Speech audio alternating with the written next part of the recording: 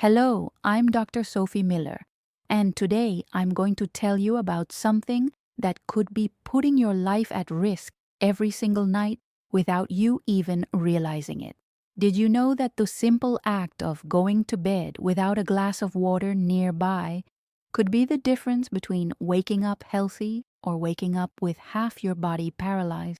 It sounds like an exaggeration, but after age 50, something we do every night, or rather, something we fail to do, is silently setting the stage for a stroke while you sleep.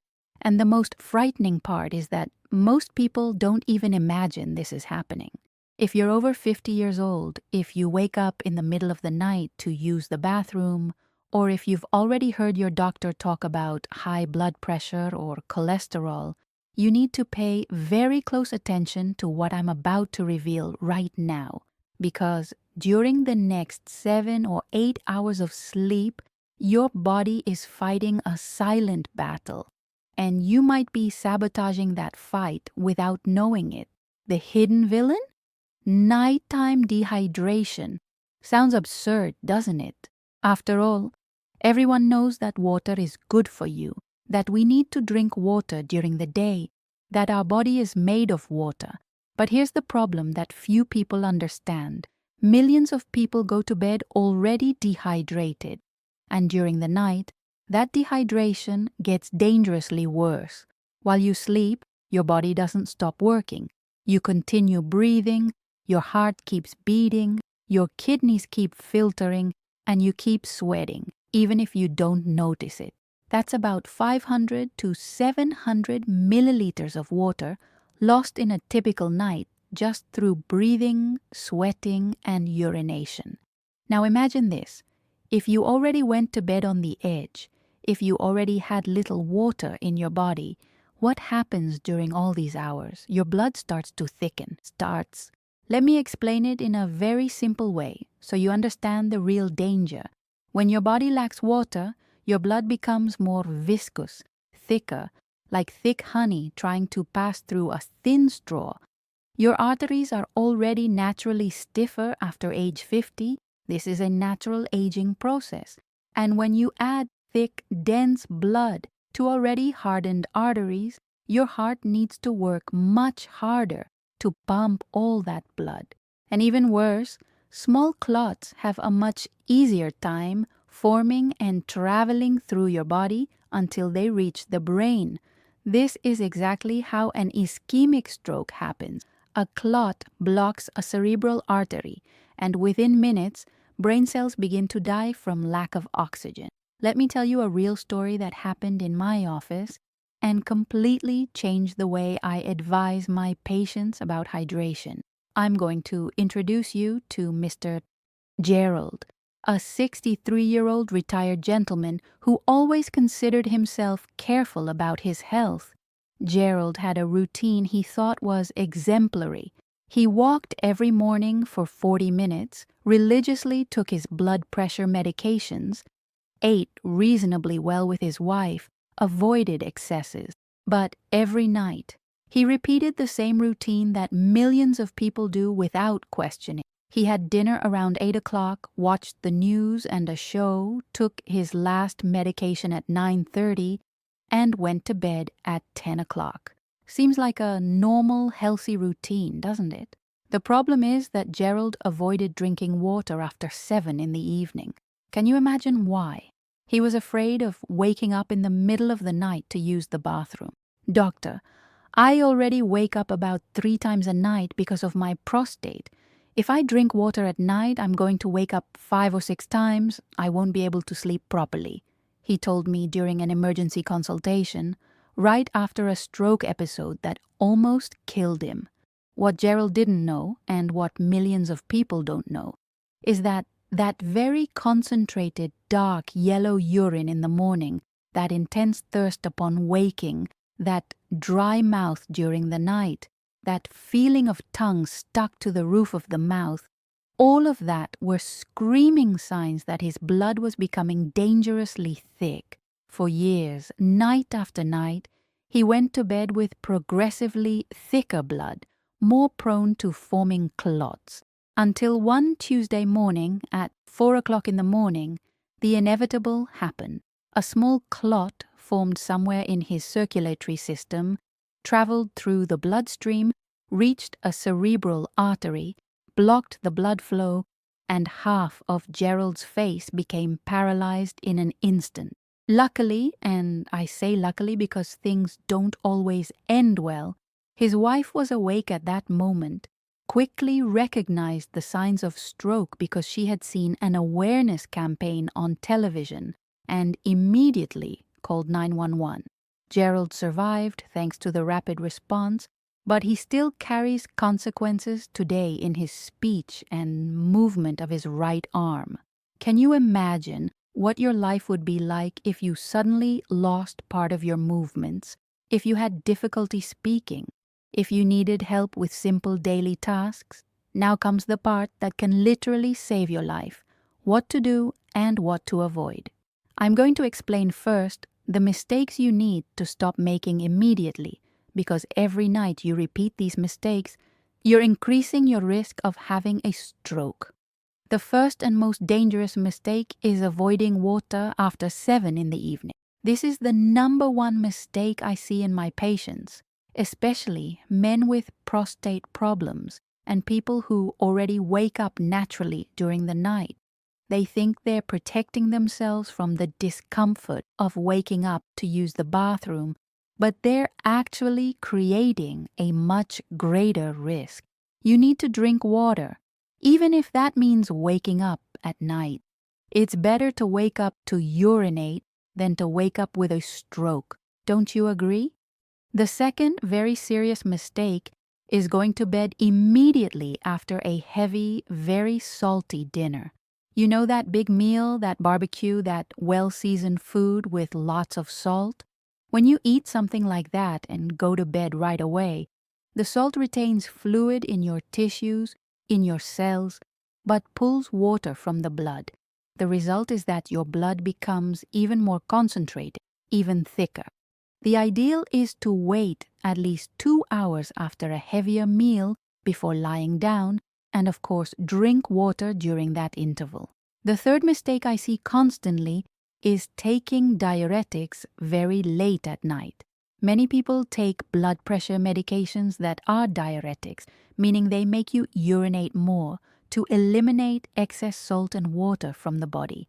If you take these medications at night, you're going to urinate a lot during sleep and dehydrate even more.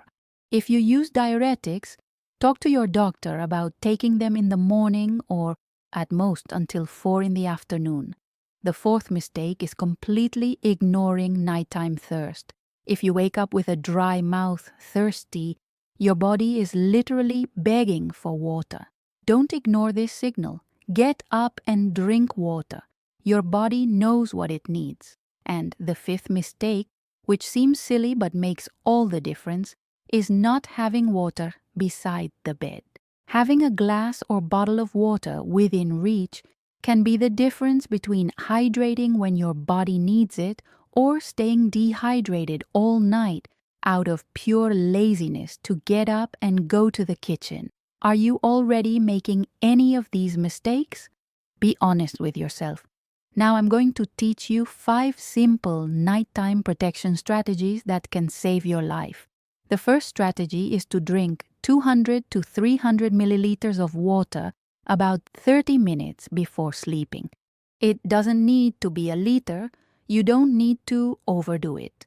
It's half a glass, a small amount, but it makes all the difference in keeping your blood fluid during the first hours of sleep.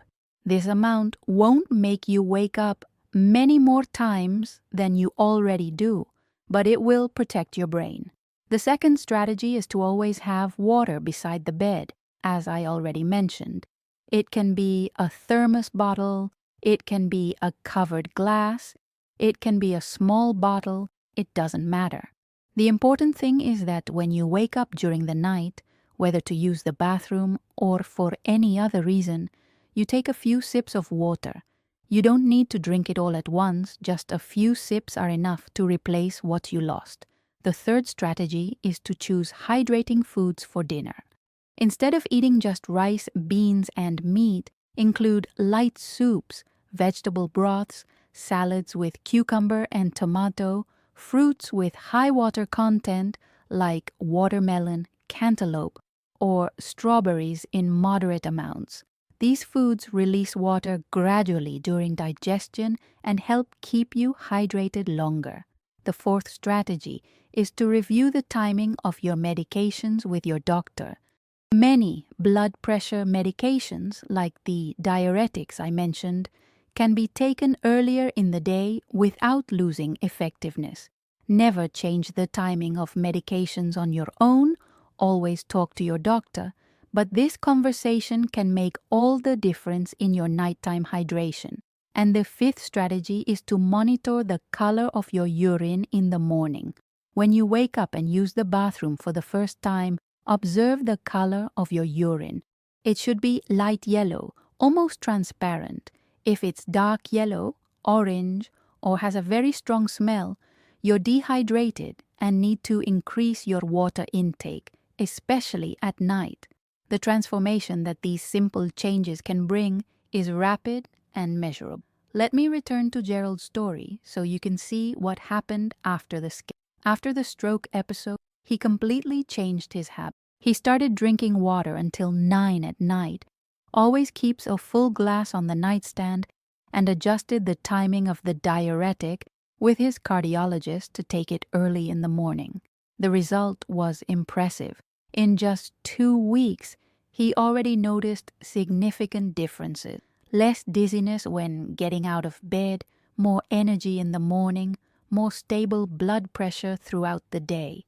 And most important of all, the blood tests we did showed that the coagulation markers, those substances that indicate the risk of forming clots, improved significantly. His blood returned to flowing properly.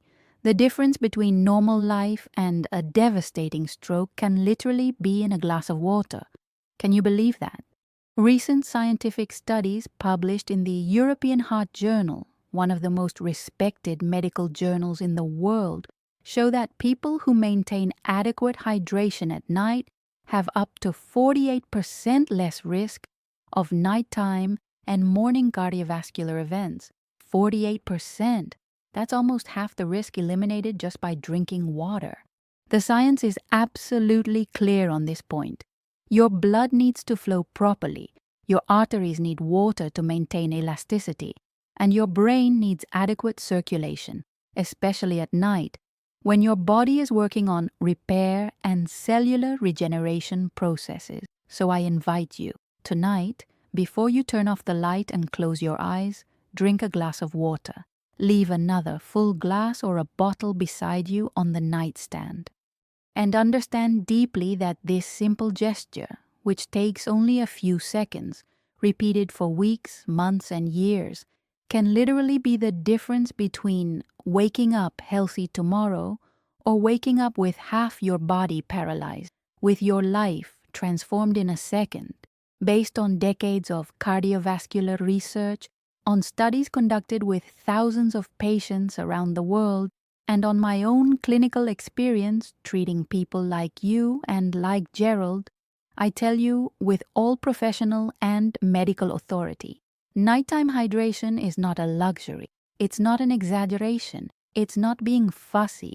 It's brain protection. It's active stroke prevention. It's your life in your own hands. Imagine waking up tomorrow with more energy, with a clearer mind, knowing that you're doing something concrete and effective to protect your brain. Imagine a month from now, 2 months from now, looking back and realizing that you no longer had those morning headaches, that fluctuating blood pressure, that feeling of tiredness upon waking. Imagine the results with this change, so simple but so powerful. Are you already doing this, or will you start today? Your brain health begins now, at this exact moment when you're watching this video. Your first step of protection begins tonight, with a simple glass of water beside the bed. If this content made sense to you, If you know someone who is over 50 years old and who might be running this risk without knowing it, share this video. It could be a family member, a friend, a neighbor. You might be saving a life. Leave me a comment here. Do you usually drink water before sleeping, or do you avoid it so you don't wake up in the middle of the night? I want to know your experience, and if you're not subscribed to the channel yet, subscribe now to receive more content like this, because I'm going to keep bringing information that can truly transform your health. I'm Dr. Sophie Miller, and I'm here to help you live better with more health and more quality of life. Until the next video, and remember, your health is in your hands, and sometimes it's literally in a glass of water.